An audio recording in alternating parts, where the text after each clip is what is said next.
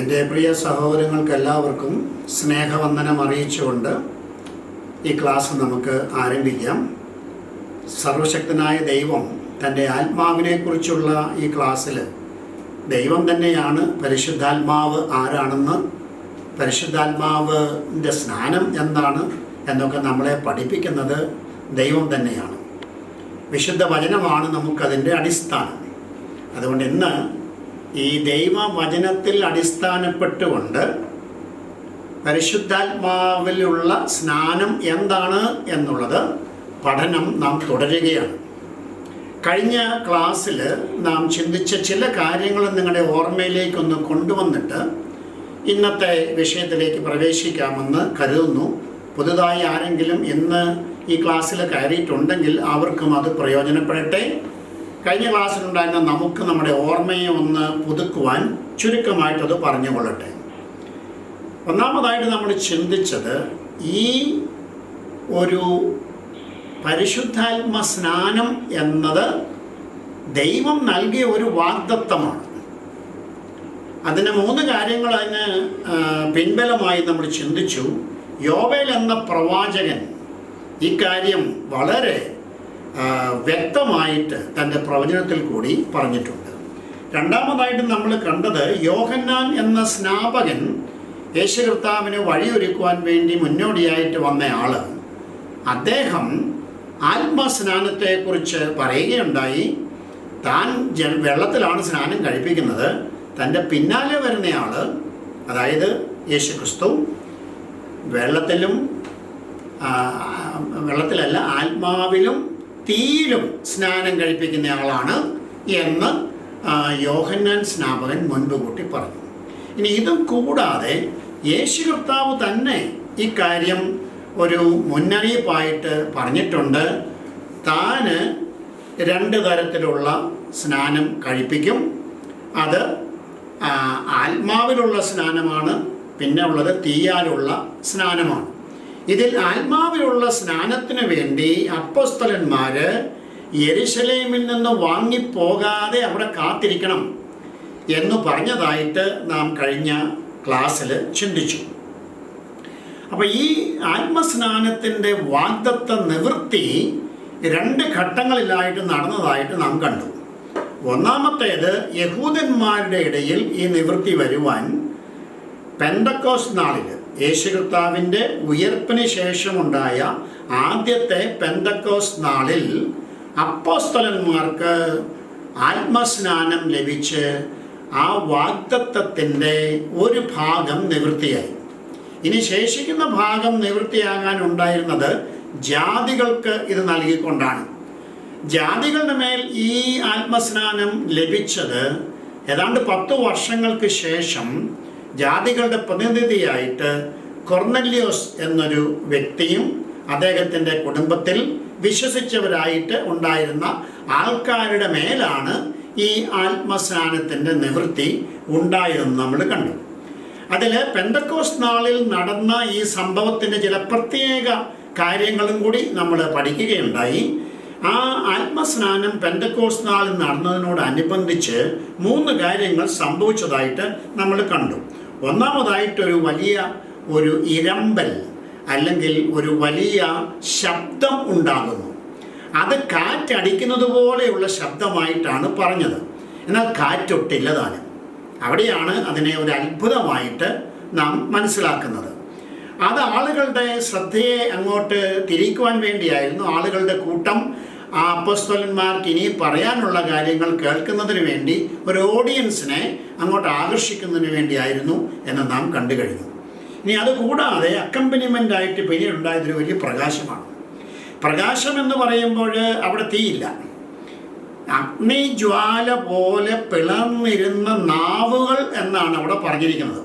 അഗ്നി ഇല്ലാതെ തന്നെ ഒരു വലിയ പ്രകാശം ഉണ്ടാവുകയും ഒരു ടോർച്ച് അടിക്കുന്നത് പോലെ ഒരു വലിയ പ്രകാശധാര വന്നിട്ട് അതിൻ്റെ ആ നാളങ്ങൾ പോലെ അവയുടെ ആ അഗ്രം സ്പ്ലിറ്റായിട്ട് അത് ഓരോരുത്തൻ്റെ തലമേൽ പതിക്കുന്നതായിട്ട് നമ്മൾ അവിടെ വായിക്കുന്നുണ്ട്. അപ്പോൾ ഈ പ്രകാശവും ദൈവ സാന്നിധ്യത്തിൻ്റെ ഒരു അടയാളമായിട്ടാണ് യഹൂദന്മാർ കണ്ടിരുന്നത്, അവർക്ക് അടയാളമായിട്ടാണ് അത് വാസ്തവത്തിൽ അവിടെ സംഭവിച്ചത്. അപ്പോൾ ആരാണ് ഈ അനുഭവത്തിൽ ഉണ്ടായിരുന്നവരെന്ന് എടുത്തു കാണിക്കാൻ, ഇവരെ നിങ്ങൾ ശ്രദ്ധിക്കണമെന്ന് മറ്റുള്ളവർക്കൊന്ന് വ്യക്തമായിട്ട് സ്പോട്ട്ലൈറ്റ് അടിച്ച് കാണിച്ചു കൊടുക്കുവാൻ വേണ്ടി അപ്പോസ്തലന്മാരുടെ തലമേലാണ് ആ സ്പോട്ട്ലൈറ്റ് വന്ന് പതിച്ചതായിട്ട് നാം മനസ്സിലാക്കുന്നത്. മൂന്നാമതായിട്ട് അവിടെ ഉണ്ടായത് ഭാഷകളാണ്. ഈ ഭാഷകൾക്ക് വളരെ പ്രാധാന്യമുണ്ട്. അത് അപ്പോസ്തലന്മാർ പഠിച്ചിട്ടില്ലാത്ത ഭാഷകൾ. ഇവരെല്ലാം ഗലീലക്കാരായിരുന്നു. ഈ ഗലീലക്കാരായിരുന്ന ആൾക്കാർ ഒരു കാരണവശാലും പഠിക്കാൻ സാധ്യതയില്ലാത്ത ഭാഷകൾ വിവിധ ഇടങ്ങളിൽ നിന്നും വന്ന യഹൂദന്മാരായിട്ടുള്ള ആളുകൾക്ക്, അവരെല്ലാവരും പെരുന്നാളിന് വന്നവരാണ്, അവർക്ക് അവരവരുടെ ദേശത്തെ ഭാഷയിൽ ഈ അപ്പോസ്തലന്മാർ സംസാരിച്ച് കേൾക്കാനിടയായി. അവിടെ കേൾവിയിലല്ല അത്ഭുതം നടന്നത്, സംസാരിച്ചവരിലാണ് അത്ഭുതം നടന്നത്. സംസാരിച്ചത് തന്നെ വ്യക്തമായിട്ടുള്ള വിവിധ ഭാഷയിലാണ്. അപ്പോൾ അത് കേട്ടവർക്ക് മനസ്സിലായി, പഠിപ്പില്ലാത്ത ഇവരെങ്ങനെയാണ് തങ്ങളുടെ സ്വന്തം നാട്ടിലെ ഭാഷ സംസാരിക്കുന്നത് എന്നത് അവരിൽ ആശ്ചര്യം ഉളവാക്കിയെന്നാണ് നമ്മൾ കണ്ടത്. ഇന്നത്തെ നമ്മുടെ പാഠ വിഷയത്തിലേക്ക് നമ്മൾ പ്രവേശിക്കുകയാണ്. അത് വളരെ പ്രധാനപ്പെട്ട ഒരു വിഷയമാണ്. ആർക്കാണ് ഈ പരിശുദ്ധാത്മാ സ്നാനം ലഭിച്ചത്? ഇതിനെ സംബന്ധിച്ച് രണ്ട് രീതിയിലുള്ള അഭിപ്രായങ്ങൾ ക്രിസ്തീയ ഗോളത്തിൽ നമുക്ക് കേൾക്കാൻ സാധിക്കും. ഒന്നാമത്തെ അഭിപ്രായം, 120 പേരടങ്ങുന്ന ഒരു സംഘം യേശു കർത്താവിൻ്റെ ഉയർത്തെഴുന്നേൽപ്പിനും സ്വർഗാരോഹണത്തിനും ശേഷം അവിടെ ഒരു മാളിക മുറിയിൽ കൂടി വരിക പതിവുണ്ടായിരുന്നു, അല്ലെങ്കിൽ അവരവിടെ കൂടിയിരുന്നു.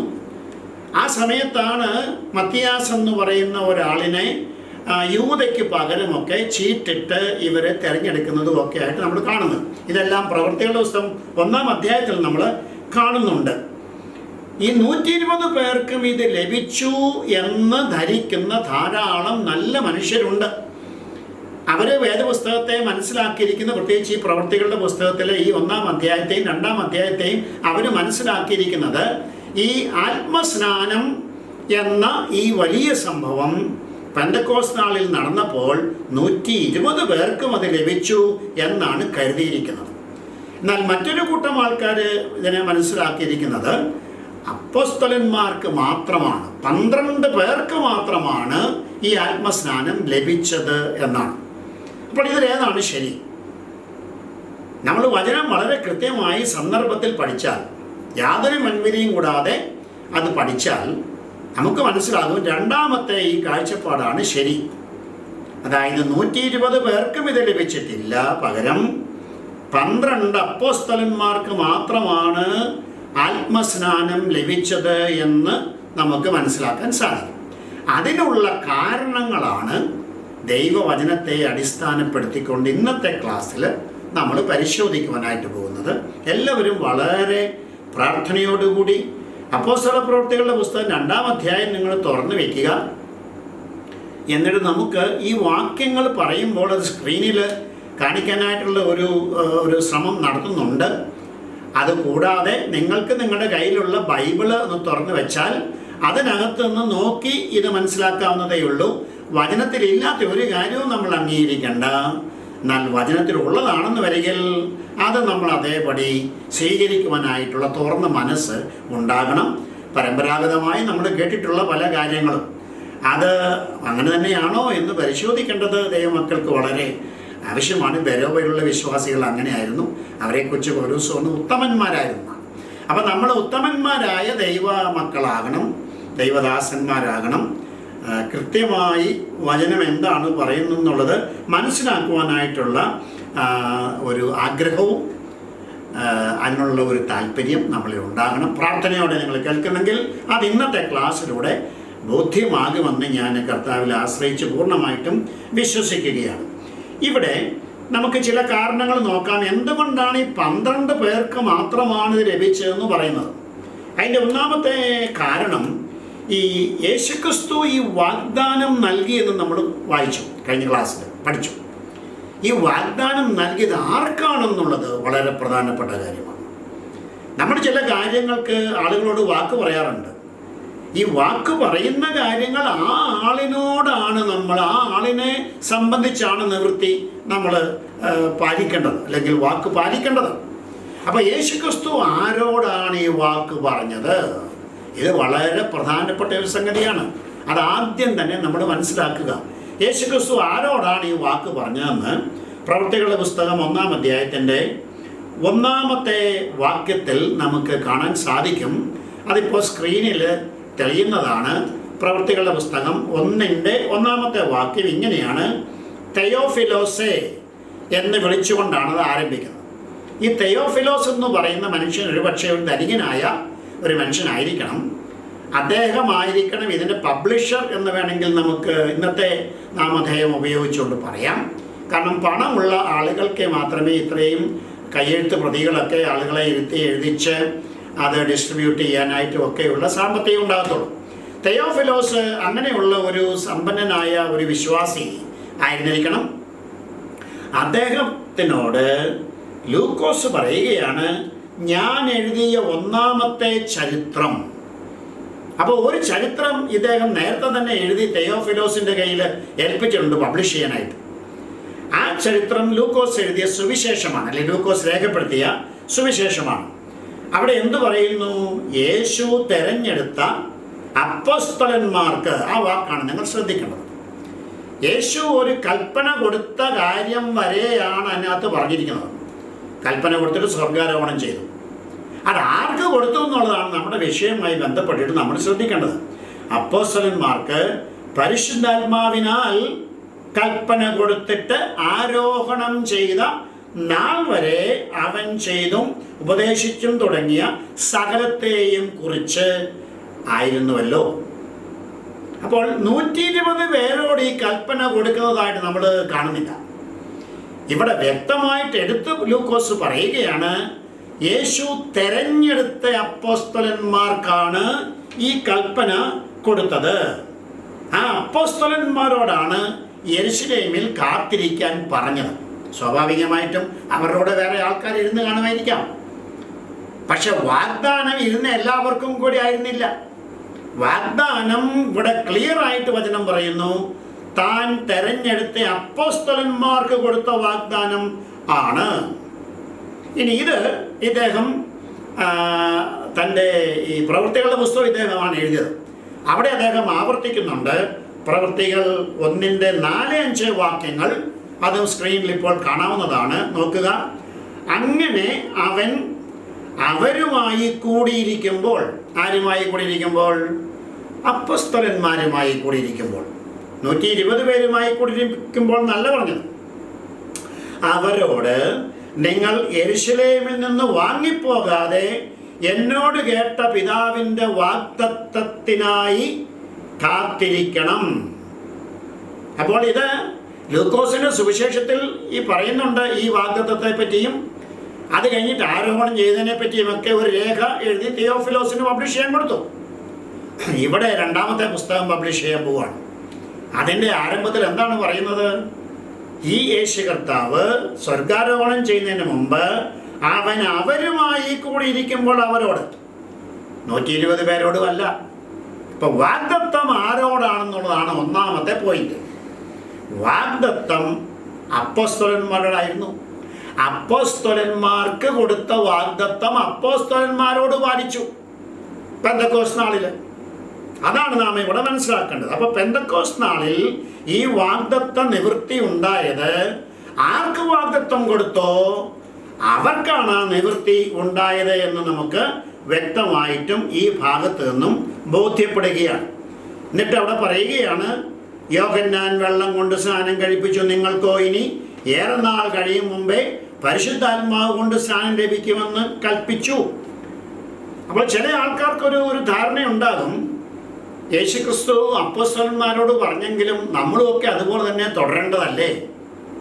അല്ല, നമ്മൾ തുടരേണ്ടത് ആ മഹാദൗത്യം അപ്പോസ്തലന്മാരെ ഏൽപ്പിച്ചിട്ട് പറഞ്ഞു, നിങ്ങളിത് ഭൂലോകത്തിലെല്ലാം പോയിട്ട് പറയണം, എന്നിട്ട് നിങ്ങൾ ആളുകളെ പഠിപ്പിക്കണം, സ്നാനം കഴിപ്പിക്കണം, പിന്നെ പഠിപ്പിക്കണം അവരെ. ആ പഠിപ്പിച്ച് ലഭിച്ച ആൾക്കാർ എന്ത് ചെയ്യണം? അവർ മറ്റുള്ളവരെ ഇത് പഠിപ്പിക്കണം. അങ്ങനെ തുടർന്ന് പോരണം. ഇന്നും നമ്മൾ ഗ്രേറ്റ് കമ്മീഷൻ അനുസരിക്കുകയാണ്. ഗ്രേറ്റ് കമ്മീഷൻ അപ്പോസ്തലന്മാർക്ക് കൊടുത്ത കമ്മീഷനാണ്. അത് നമ്മൾ ഇന്നും തുടരേണ്ട കമ്മീഷനാണ്. കാരണം ആ കൽപ്പനയിൽ പറയുന്നുണ്ട്, ഞാൻ നിങ്ങളോട് കൽപ്പിച്ചതൊക്കെയും പ്രമാണിപ്പാൻ തക്കവണ്ണം ഉപദേശം കൊണ്ട് സകല ജാതികളെയും ശിഷ്യരാക്കിക്കൊള്ളുകയും. അപ്പോൾ തലമുറകൾ ഈ കൽപ്പന ഇങ്ങനെ തുടർന്നുകൊണ്ടിരിക്കാൻ നമ്മളും തുടരുക. ഇനി ലോകത്തിൻ്റെ അവസാനം വരെയും ക്രിസ്ത്യാനികൾ ഉള്ളിടത്തോളം കാലം ആ ഗ്രേറ്റ് കമ്മീഷൻ തുടർന്നുകൊണ്ടിരിക്കും.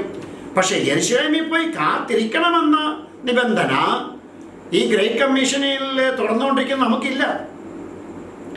നാം യെരുശലേമിൽ പോയി കാത്തിരിക്കണമെന്നുണ്ടായിരുന്നെങ്കിൽ അത് നമ്മോട് കൽപ്പിക്കുമായിരുന്നു, തുടർന്നിങ്ങനെ പഠിപ്പിക്കണം, എല്ലാവരും യെരുശലേമിൽ പോയി കാത്തിരിക്കണം, ശക്തി ലഭിക്കണം, എന്നിട്ട് വേണം ഇത് ചെയ്യാനെന്ന്. അങ്ങനെയല്ല പറയുന്നത്. അപ്പോസ്തലന്മാരോട് പറയുകയാണ്, നിങ്ങൾ യെരുശലേമിൽ പോയി കാത്തിരിക്കണം, അപ്പോൾ നിങ്ങൾക്ക് ശക്തി ലഭിക്കും. നിങ്ങൾ പോയിട്ട് ഈ സുവിശേഷം പ്രചരിപ്പിക്കണം, ആ ആളുകൾ തുടർന്ന് ഇത് പ്രചരിപ്പിച്ചുകൊണ്ടിരിക്കണം. അങ്ങനെ ഈ കൽപ്പന തുടരുകയാണ്. പക്ഷെ യെരുശലേമിൽ പോയി കാത്തിരിക്കണമെന്നുള്ള കൽപ്പനയും വാഗ്ദത്തവും പരിശുദ്ധാത്മാസ്ഥാനത്തിൻ്റെ വാഗ്ദത്തവും അപ്പോസ്തലന്മാർ 12 പേർക്ക് മാത്രം ലഭിച്ചതായിട്ടാണ് ഈ വേദഭാഗം നമ്മളെ പഠിപ്പിക്കുന്നത്. ഇത് ക്ലിയറായി എന്ന് ഞാൻ കരുതുകയാണ്. ഇനി രണ്ടാമത്തെ കാരണം, എന്തുകൊണ്ട് 12 പേർക്ക് മാത്രം ലഭിച്ചു എന്ന് പറയാനുള്ള രണ്ടാമത്തെ കാരണം, ഇത് 2-ാം അധ്യായം പ്രവൃത്തികൾ 2:1 എല്ലാവരും ഒരു സ്ഥലത്ത് കൂടിയിരുന്നു എന്ന് പറയുന്നുണ്ട്. ആ വാക്യം ഒന്ന് ശ്രദ്ധിക്കുക. പെന്തക്കോസ്ത് നാൾ വന്നപ്പോൾ എല്ലാവരും ഒരു സ്ഥലത്ത് ഒന്നിച്ചു കൂടിയിരുന്നു. അപ്പം എല്ലാവരും എന്ന് പറയുമ്പോൾ പലരുടെയും ധാരണ 120 പേരും ഒന്നിച്ചു കൂടിയിരുന്നതിനെ കുറിച്ചാണ് എല്ലാവരും കൂടിയിരുന്നു എന്ന് പറയുന്നതെന്നാണ്. എന്നാൽ നമ്മൾ ഒന്നുകൂടി സൂക്ഷ്മമായിട്ട് ആ രേഖയൊന്ന് പരിശോധിക്കുക. ആ ഭാഗം നിങ്ങളുടെ മുമ്പിൽ ഉണ്ടെന്ന് ബൈബിളിൽ എടുത്തിട്ട് നോക്കുക. പെന്തക്കോസ്ത് നാൾ വന്നപ്പോൾ എല്ലാവരും ഒരു സ്ഥലത്ത് കൂടിയിരുന്നു. ഇത് മാളികമുറിയാണോ അല്ലയോ എന്നൊന്നും നമുക്ക് വ്യക്തമല്ല. ഇത് 1-ാം അധ്യായത്തിൽ പറയുന്ന ആ സന്ദർഭത്തിലുള്ള കൂടിവരവാണോ എന്നും അവിടെ വ്യക്തമല്ല. പക്ഷേ നമുക്ക് ഒരു കാര്യം അറിയാം, ഇവിടെ എല്ലാവരും എന്ന് പറഞ്ഞിരിക്കുന്നത് ആരെക്കുറിച്ചാണ്? ഇത് സാമാന്യം ഒരു വിവരമുള്ള ആൾക്കാർക്ക്, ഗ്രാമർ ഒക്കെ ഉപയോഗിക്കുന്ന ആൾക്കാർക്ക് അറിയാം. ഏതൊരു ഭാഷയും ഒരു എഴുത്ത് മനസ്സിലാക്കണമെന്ന് വരികിൽ അവിടെ ആ ഗ്രാമറിൻ്റെ ഉപയോഗം വളരെ കൃത്യമായിട്ട് നടക്കണം. ഇവിടെ നമ്മൾ പരിശോധിക്കുമ്പോൾ ഈ 1-ാം അധ്യായത്തിൻ്റെ അവസാനത്തെ വാക്യം ഇവിടെ പറയുന്നുണ്ട്. അതായത് പ്രവൃത്തികളുടെ പുസ്തകം 1:26. അവിടെ എന്താണ് പറയുന്നത്? അവിടെ ചീട്ട് മത്തിയാസിന് വീഴുകയും അവനെ 11 അപ്പോസ്തലന്മാരുടെ കൂട്ടത്തിൽ എണ്ണുകയും ചെയ്തു. അപ്പോൾ നിങ്ങൾ ഒരു കാര്യം ഇവിടെ ശ്രദ്ധിക്കണം. ഈ നമ്മൾ ബൈബിള് ആദ്യമേ എഴുതിയ കാലത്ത് അധ്യായങ്ങളോ വാക്യങ്ങളോ ഒന്നുമായിട്ടല്ല എഴുതുന്നത്.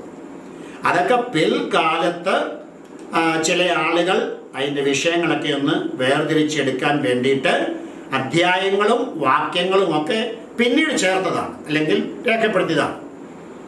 എന്നാൽ ഇതിൻ്റെ ഒറിജിനൽ മാനുസ്ക്രിപ്റ്റുകളിൽ അധ്യായങ്ങൾ വേർതിരിച്ചിട്ടില്ല, വാക്യങ്ങൾ വേർതിരിച്ചിട്ടില്ല. എല്ലാം ഇങ്ങനെ ഒഴുക്കിന് എഴുതി വരികയാണ്. ആ രീതിക്ക് നിങ്ങൾ നോക്കിയാൽ ഇത് രണ്ടും കൂടെ ചേർത്തൊന്ന് വായിച്ച് നോക്കിക്കേ. അവിടെ എന്താണ് കാണുന്നത്? നമുക്ക് നോക്കാം. ചീട്ട് മത്തിയാസിന് വീഴുക, അത് 1-ാം അധ്യായത്തിൻ്റെ അവസാനത്തെ വാക്യമാണ്, 26-ാമത്തെ വാക്യമാണ്. ചീട്ട് മത്തിയാസിന് വീഴുകയും അവനെ അപ്പോസ്തലന്മാരുടെ കൂട്ടത്തിൽ എണ്ണുകയും ചെയ്തു. അപ്പോൾ അധ്യായം തീരുന്നില്ല മൂലഭാഷയിൽ, അല്ലെങ്കിൽ അതിൻ്റെ മാനുസ്ക്രിപ്റ്റിൽ അധ്യായം തീരുന്നില്ല. തുടർന്ന് വായിക്കുമ്പോൾ പെന്തക്കോസ്ത് നാൾ വന്നപ്പോൾ എല്ലാവരും ഒരു സ്ഥലത്ത് ഒന്നിച്ചു കൂടിയിരുന്നു. അപ്പം അത് വേറൊരു കൂടിവരവാണ്. ഈ മാളികമുറിയിൽ ഈ മത്തിയാസിനെയൊക്കെ തിരഞ്ഞെടുത്ത കൂടിവരവല്ല, ഇത് വേറൊരു കൂടിവരവാണ്. ഇങ്ങനെ തുടർച്ചയായിട്ട് എഴുതി പോവുകയാണ്.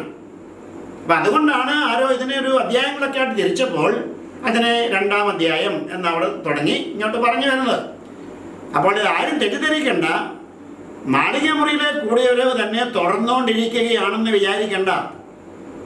പെന്തക്കോസ്ത് നാൾ വന്നപ്പോൾ കൂടിയ ഒരു കൂടിവരവാണ് ഇവിടെ. ആ കൂടിവരവിൽ എന്താണ് സംഭവിച്ചത്? അവിടെ എല്ലാവരും എന്ന് പറഞ്ഞിരിക്കുന്നത് അപ്പോസ്തലന്മാരെ ഉദ്ദേശിച്ചാണെന്നുള്ളത് വ്യക്തമാണ്. കാരണം ഗ്രാമർ വെച്ച് നമ്മൾ നോക്കുമ്പോൾ ഇവിടെ ഒരു അപ്പോസ്തലന്മാർ എന്നുള്ളതൊരു സർവനാമമാണ്. ആ സർവനാമം ഉപയോഗിച്ചിരിക്കുന്ന അതിന് മുമ്പ് പറഞ്ഞ സബ്ജക്റ്റിനെ ഉദ്ദേശിച്ചാണ്. അതിന് മുമ്പ് പറഞ്ഞ സബ്ജക്റ്റ് ആരാണ്? അപ്പോസ്തലന്മാരാണ്. അപ്പോൾ അപ്പോസ്തലന്മാരെ കുറിച്ച് പറഞ്ഞു വരുമ്പോൾ അടുത്തത് അവർ എല്ലാവരും എന്ന് പറഞ്ഞാൽ ആരാണ്? അപ്പോസ്തലന്മാരെല്ലാവരുമാണ്. അല്ലാതെ 120 പേരെല്ലാവരും എന്നല്ല അതിൽ നിന്ന് മനസ്സിലാക്കേണ്ടത്. അപ്പോസ്തലന്മാരുടെ കൂട്ടത്തിൽ മത്തിയാസിനെ എണ്ണി എന്ന് പറഞ്ഞിട്ട് തുടർന്ന് എഴുതുകയാണ്, അവർ എല്ലാവരും ഒരു സ്ഥലത്ത് കൂടിയിരുന്നു പെന്തക്കോസ്ത് നാൾ വന്നപ്പോൾ. അപ്പോൾ ആരാണ് ഈ അവരെല്ലാവരും? അപ്പോസ്തലന്മാരെല്ലാവരും പെന്തക്കോസ്ത് നാൾ വന്നപ്പോൾ ഒരു സ്ഥലത്ത് കൂടിയിരുന്നു. അവർക്കാണ് ഈ വാഗ്ദത്തം ലഭിച്ചത്. അവരുടെ മേലാണ് ഈ വാഗ്ദത്തം നിവൃത്തിയായത്. ഈ കാര്യം ബോധ്യമായി എന്ന് ഞാൻ കരുതുകയാണ്. ഇനി അവിടെ കൊണ്ടും സംശയ നിവാരണം വരുത്തേണ്ട തുടർന്നുണ്ട്. ഇതതിൻ്റെ ഓരോരോ പടിപടിയായിട്ട് നമ്മൾ കാരണങ്ങൾ പറയുകയാണ്. ഇപ്പോൾ 2 കാരണങ്ങൾ കണ്ടു. ഒന്നാമത്തെ കാരണം എന്താണ്? ഇത് അപ്പോസ്തലന്മാർക്ക് മാത്രം ലഭിച്ചു എന്ന് പറയാണ്ട് ഒന്നാമത്തെ കാരണം അവരോട് മാത്രമാണ് ഈ വാഗ്ദത്തം ചെയ്തത്. 120 പേരോടും വാഗ്ദത്തമില്ല. രണ്ടാമത് നമ്മൾ കണ്ടു, എല്ലാവരും ഒരു സ്ഥലത്ത് കൂടി എന്ന് പറഞ്ഞാൽ അവരാരാണ്? അവ തൊട്ട് മുമ്പ് പറയുന്ന സബ്ജക്റ്റ് ആയിരിക്കുന്ന അപ്പോസ്തലന്മാരാണ്. ആ അപ്പോസ്തലന്മാരെ കുറിച്ചാണ് അടുത്ത വാക്കിൽ സർവനാമം ഉപയോഗിച്ചത്. അവർ എല്ലാവരും അവർ കൂടിയിരുന്നു എന്ന് പറഞ്ഞപ്പോൾ ആര് കൂടിയിരുന്നു? അപ്പോസ്തലന്മാർ കൂടിയിരുന്നു. അതുകൊണ്ട് അപ്പോസ്തലന്മാർക്കാണ് ഇത് ലഭിച്ചത്. ഇനിയും തെളിവുകളുണ്ട്, കുറച്ചും കൂടി വ്യക്തമായി. ഓരോ പടിയും കൂടുതൽ വ്യക്തമായിട്ട് വരികയാണ്. ഇനിയും പറയുന്നത് പ്രവൃത്തികളുടെ പുസ്തകം 2-ാം അധ്യായത്തിൻ്റെ 14-ാമത്തെ വാക്യം വായിക്കുമ്പോഴാണ് വ്യക്തമാകുന്നത്. അത് സ്ക്രീനിലൊന്ന് ഇടാനായിട്ട് ശ്രമിക്കുമല്ലോ. അപ്പോൾ പത്രോസ് 11 പേരോട് കൂടെ നിന്നുകൊണ്ട് ഉറക്കെ അവരോട് പറഞ്ഞത്, ഒക്കെ ഒരു പ്രസംഗം നടത്തുകയാണ്. സാധാരണ പ്രസംഗം നടത്തുമ്പോൾ നിങ്ങൾക്കറിയാമല്ലോ, പ്രസംഗിക്കുന്ന ആൾ മാത്രമല്ല എഴുന്നേറ്റ് നിൽക്കാറുള്ളൂ. ഇവിടെ 11 പേരോട് കൂടെ പത്രോസ് എഴുന്നേറ്റ് നിന്നു എന്ന് വ്യക്തമായിട്ട് പറയുകയാണ്. അതിനൊരു കാരണം വേണമല്ലോ. ഈ 11 12 പേരാണ് ഇവിടുത്തെ ശ്രദ്ധാകേന്ദ്രം. അവരിലാണ് എന്തൊക്കെയോ സംഭവങ്ങൾ ഇവിടെ നടന്നിരിക്കുന്നത്. ശരിക്കും പറഞ്ഞാൽ അവരുടെ മേലാണ് ഈ ആത്മാവ് വന്നിട്ട് ഈ ആത്മസ്നാനം നടക്കുമെന്ന് വാഗ്ദത്തം ചെയ്തിട്ടുള്ളത്. അതാ ഇവിടെ സംഭവിച്ചത്. അത് എന്നോട് തെളിവായിട്ട് ഇവിടെ ഞാൻ പറയുന്നത്, അല്ലെങ്കിൽ വചനം പറയുന്നത്, പത്രോസിൻ്റെയും അപ്പോസ്തലന്മാരുടെയും മേലൊരു ആക്ഷേപം ഉണ്ടായി. ഈ വിവിധ ഭാഷകൾ അവർ സംസാരിച്ചപ്പോൾ ചില ആളുകൾക്ക് അത്ഭുതവും ആശ്ചര്യവും ഒക്കെ ഉണ്ടായി. നമ്മളൊക്കെ ജനിച്ചു വളർന്ന ഭാഷയിൽ എങ്ങനെയാണ് ഇവർ സംസാരിക്കുന്നത്? ഇത് കേട്ടിട്ട് വേറെ ആളുകൾ പരിഹസിച്ചു. അവർ പരിഹാസത്തോടു കൂടി പറഞ്ഞത് എന്താണ്? ഇവർ മദ്യപിച്ചിരിക്കുകയാണ്, ഇവർ മദ്യപിച്ചിരിക്കുകയാണ്. അപ്പോൾ പത്രോസിന് ഒരു മറുപടി പറയണം അതിന്. അപ്പം 120 പേരുടെ മേലും ഈ സംഭവം നടന്നുവെങ്കിൽ ഈ വന്നിരിക്കുന്നവർക്ക് ആർക്ക് ഇവരെ അറിയാൻ വേണമെന്നുള്ളത് മനസ്സിലാക്കുക. ഇവരൊക്കെ മറ്റ് രാജ്യങ്ങളിൽ നിന്നും വന്ന യഹൂദന്മാരാണ്, പെരുന്നാളിന് വന്നവരാണ്. ഇവരെ ഒന്നും അവർക്ക് പേരോ അല്ലയോ കാര്യങ്ങളോ ഒന്നും അറിയത്തില്ല. അവർക്ക് ഈ ഒരു ആക്ഷേപം പറഞ്ഞപ്പോൾ, മദ്യപിച്ചു എന്നുള്ള ആക്ഷേപം പറഞ്ഞപ്പോൾ, ഞങ്ങൾ മദ്യപിച്ചിട്ടില്ല, ഞങ്ങൾ മദ്യപിടിച്ചിട്ടില്ല എന്ന് തെളിയിച്ചു കൊടുക്കാൻ 11 12 പേരാണ് എഴുന്നേറ്റ് നിൽക്കുന്നത്. ഞാൻ നേരത്തെ പറഞ്ഞതുപോലെ പ്രസംഗിക്കാൻ ഒരാൾ എഴുന്നേറ്റാൽ മതി. പിന്നെ എന്തിനു 11 പേരും കൂടെ എഴുന്നേറ്റു? കാരണം 11 12 പേരെ കുറിച്ചാണ് ആക്ഷേപം ഉണ്ടായത്. എന്താണ് ആക്ഷേപം? ഇവർക്ക് നേരെ നിൽക്കാൻ ലക്കില്ല.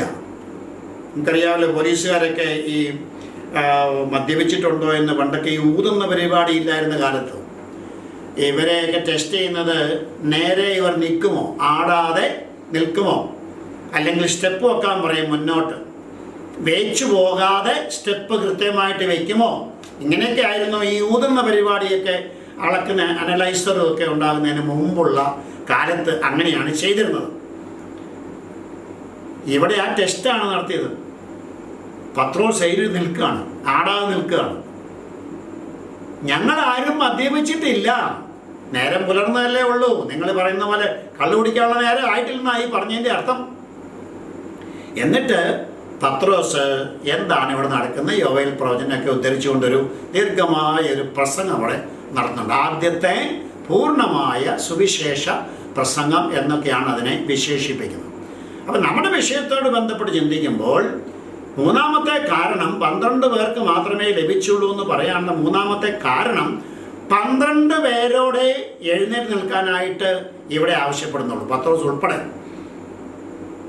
120 പേരുടെ മേലും ആക്ഷേപം ഉണ്ടായിരുന്നുവെങ്കിൽ ആ 120 പേരെയും എഴുന്നേൽപ്പിച്ച് നിർത്തിക്കൊണ്ട് പ്രൂവ് ചെയ്യണം, ഞങ്ങളാരും മദ്യപിച്ചിട്ടില്ല, നിങ്ങൾ ആക്ഷേപിക്കുന്നത് പോലെ. അപ്പോൾ ഇവിടെ നമ്മൾ കാണുന്നത് അങ്ങനെയല്ല. ഇവിടെ കാണുന്നത് 11+1 അത്രയും പേരെക്കുറിച്ചേ ഉള്ളൂ ആക്ഷേപം ഉണ്ടായെന്ന് ഞാൻ വിശ്വസിക്കട്ടെ. തുടർന്ന് നമ്മൾ നോക്കുമ്പോൾ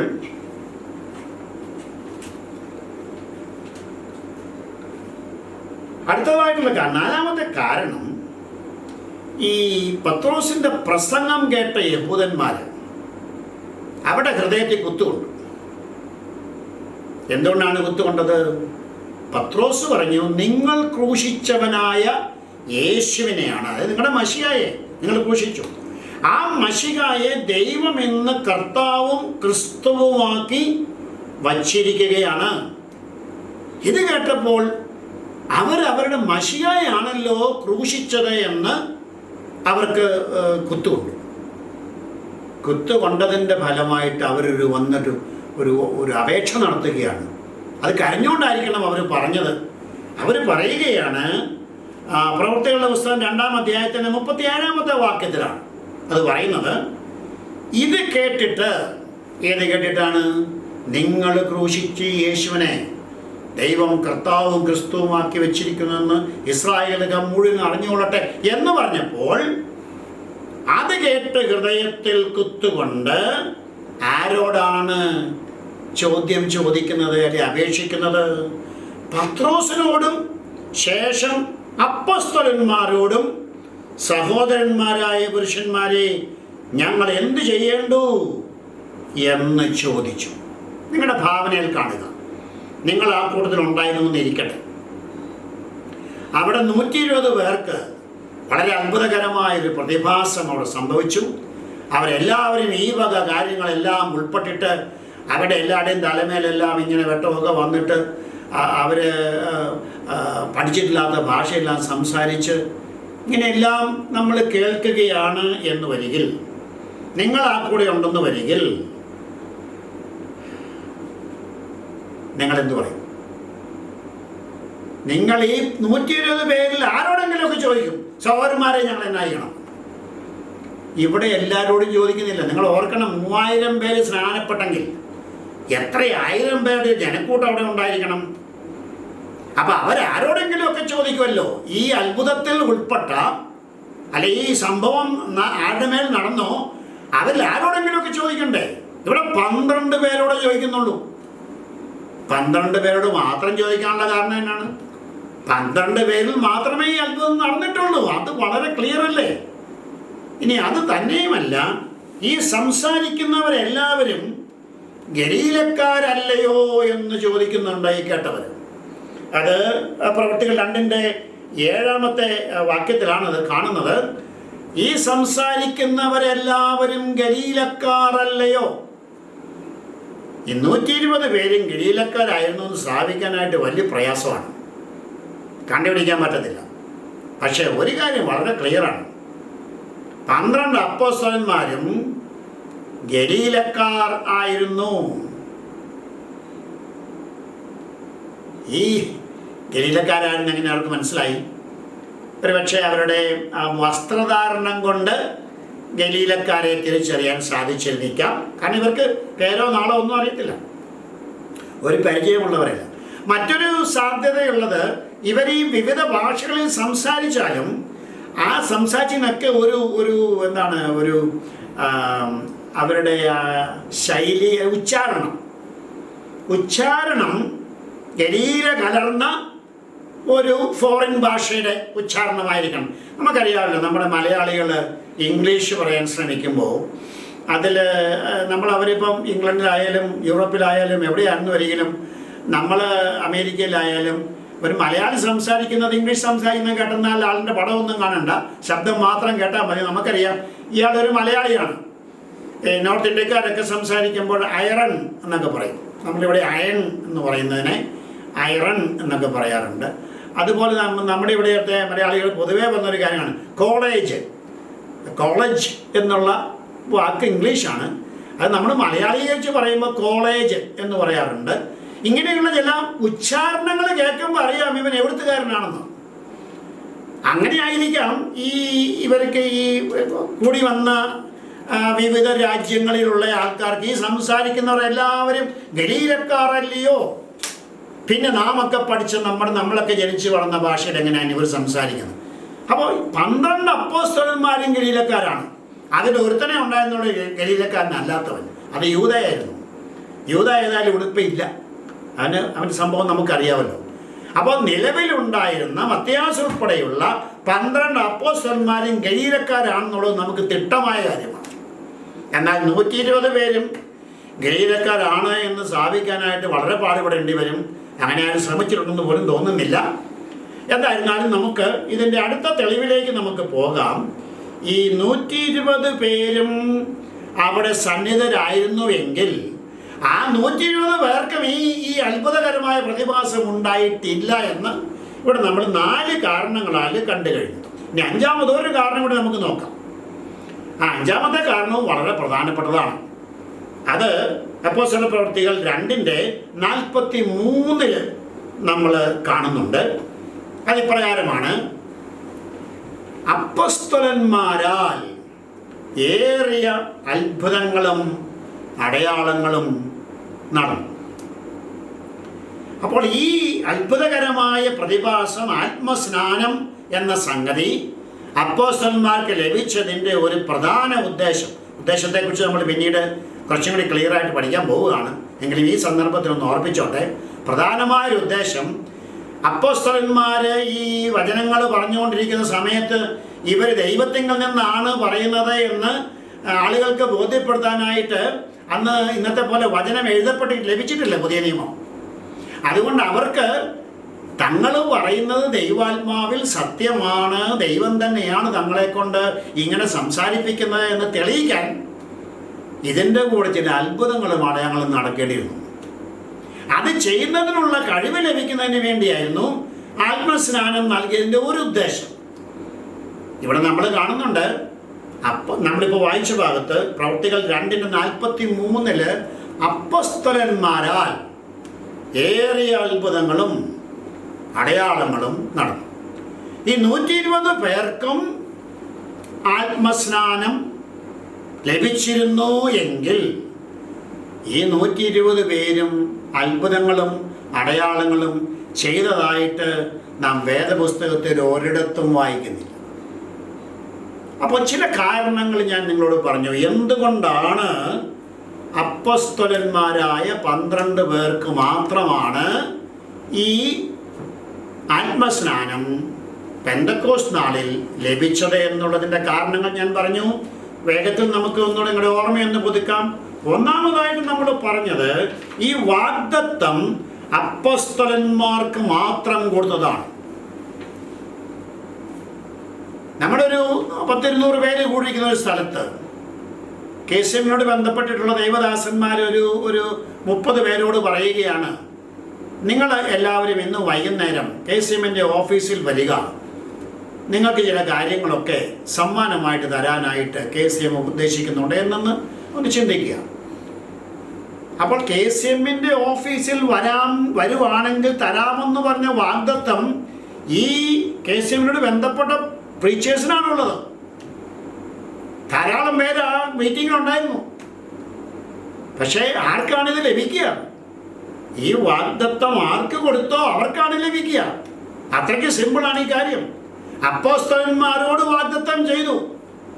അതിന് പ്രത്യേക കാരണം ഉണ്ടായിരുന്നു അവർക്ക് കൊടുക്കാനായിട്ട്. അവർ കൂടി വന്നു. അത് യെരൂശലേമിൽ തന്നെ കൂടി വരണമായിരുന്നു കാരണം അവിടുന്ന് വേണം ഉപദേശം പുറപ്പെടാൻ, അവിടുന്ന് വേണം വചനം പുറപ്പെടാൻ.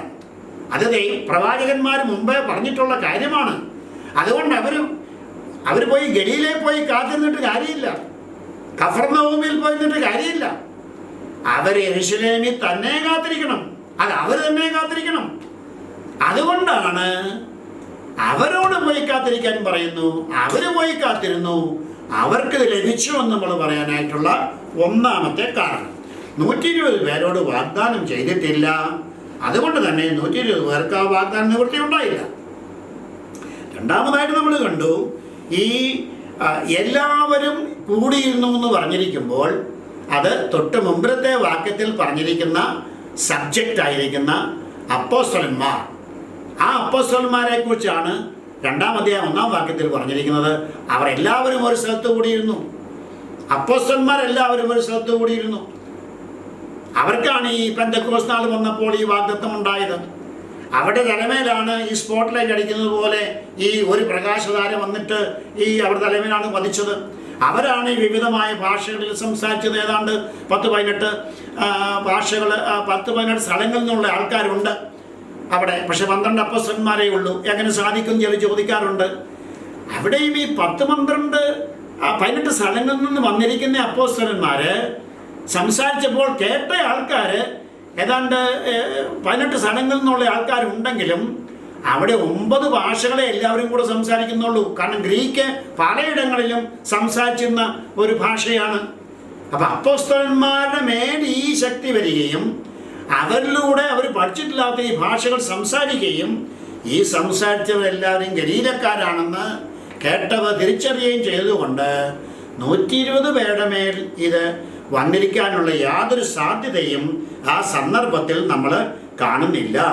ഇനി അതും മാത്രമല്ല, കുറ്റബോധമുണ്ടായതായിട്ടുള്ള ആളുകൾ വന്നിട്ട് ഈ അപ്പോസ്തലന്മാരോട് ചോദിക്കുകയാണ്, ഞങ്ങൾ എന്ത് ചെയ്യുന്നു സഹോദരന്മാരെ, ഇതിനുള്ള പരിഹാരം എന്താണ്? ഞങ്ങൾ ഈ മശിഹായെ ക്രൂശിച്ചു, ഞങ്ങൾ എന്താണ് ചെയ്യേണ്ടത്? 120 പേരോടും ഒന്ന് ചോദിച്ചില്ല എന്നുള്ളത് ശ്രദ്ധിച്ചേ. നമ്മൾ ആരെങ്കിലും അവിടെ ഉണ്ടായിരുന്നവരെയും നമ്മൾ എങ്ങനെയും ആരോടെങ്കിലും പോയി ചോദിച്ചിട്ട് ഈ കാര്യത്തിന് പരിഹാരം ഉണ്ടാക്കത്തില്ലേ? അപ്പൊ ഈ 12 പേരോട് മാത്രമാണ് ഈ ചോദ്യം ചോദിക്കുന്നതെങ്കിൽ ആ 12 പേരിൽ മാത്രമാണ് അത്ഭുതകരമായി പ്രതിഭാസം ഉണ്ടായത്. ഇനി അത് മാത്രമല്ല, ഈ 12 പേര് മാത്രമേ എഴുന്നേറ്റ് നിന്നുള്ളൂ. കാരണം 12 പേരെ കുറിച്ച് ആക്ഷേപം ഉണ്ടായുള്ളൂ. ഇവർ മദ്യപിച്ചിട്ടാണ് ഇങ്ങനെ പറയുന്നത് എന്നുള്ള ആക്ഷേപം 120 പേരെ കുറിച്ച് ഉണ്ടായിരുന്നുവെങ്കിൽ 120 പേരും എഴുന്നേറ്റ് നിന്നുകൊണ്ട് അത് തെളിയിച്ചനെ. പത്രോസ് മാത്രമേ പ്രസംഗിക്കുന്നുള്ളൂ. എന്തിനാണ് ബാക്കി 12 പേര് എഴുന്നേറ്റ് നിന്നത്? ഇത് തെളിയിക്കാൻ വേണ്ടിയാണ്. തങ്ങൾ മദ്യപിച്ചിട്ട് ഇങ്ങനെ ചാഞ്ചാടുന്നവരല്ല എന്ന് തെളിയിക്കുകയാണ്. ഇനി അത് മാത്രമാണോ? അപ്പോസ്തലന്മാരാണ് അത്ഭുതങ്ങളും അടയാളങ്ങളും എല്ലാം നടന്നത്. 120 പേർക്കും ഈ ആത്മസ്ഥാനം ലഭിച്ചിരുന്നെങ്കിൽ അവരിൽ ആരെങ്കിലുമൊക്കെ അത്ഭുതങ്ങളും അടയാളങ്ങളും ചെയ്തതായിട്ട് രേഖകളിൽ കണ്ടേനെ. അത് ദൈവത്തിൻ്റെ ആത്മാവ്, പരിശുദ്ധാത്മാവ് ഒരിടത്തും രേഖപ്പെടുത്തിയിട്ടില്ല. ഇനി നമുക്ക് ചുരുങ്ങിയ സമയം കൊണ്ട് ചിന്തിക്കാനായിട്ടുള്ളത്, ഇവിടെ പറഞ്ഞിരിക്കുന്ന ഈ സംഭവത്തിന് പലരും അഭിഷേകം എന്ന് പറയുകയാണ്. അങ്ങനെ ഒരു പേര് കൊടുക്കാൻ പറ്റില്ല. കാരണം കഴിഞ്ഞ ക്ലാസ്സിൽ ഞാൻ പറഞ്ഞതുപോലെ ഇത് അഭിഷേകത്തിൻ്റെ കാര്യമല്ല ഇവിടെ പറയുന്നത്. ഇവിടെ പറഞ്ഞ ഒരു വാഗ്ദത്തത്തിൻ്റെ നിവൃത്തിയാണ്. അത് ആത്മസ്നാനത്തിൻ്റെ വാഗ്ദത്തമാണ്. അതാർക്ക്? യഹൂദനും ജാതിക്കും. ഇവിടെ നടക്കുന്നത് യഹൂദൻ്റെ മേലുള്ള ആത്മസ്നാനമാണ്. പക്ഷേ ഇന്ന് അനേകം ആളുകളെ തെറ്റിദ്ധരിച്ച് പറയുന്നത് അത് പെന്തക്കോസ്ത് നാളിൽ ആത്മാഭിഷേകം പ്രാപിച്ചു. പെന്തക്കോസ്ത് നാളിൽ നടന്ന ആത്മാഭിഷേകമല്ല. അതിന് യാതൊരു വചനത്തെളിവുമില്ല. നമ്മളെ അഭിഷേകം പ്രാപിച്ചവനാണ്, രക്ഷിക്കപ്പെട്ട എല്ലാവരും അഭിഷേകം പ്രാപിച്ചവനാണ്. കാരണം അവൻ സ്നാനമേൽക്കുമ്പോൾ തന്നെ അവൻ യേശുക്രിസ്തുവിൻ്റെ ശരീരത്തോട് ചേരുകയാണ്. യേശുവിൻ്റെ ശരീരത്തോട് ചേരുന്നവനെല്ലാം തലയാകുന്ന മശിഹായാകുന്ന യേശുവിൻ്റെ ശിരസിന്മേലുള്ള അഭിഷേകം നമ്മുടെ മേൽ ഇങ്ങോട്ട് ഒഴുകി വരികയാണ്.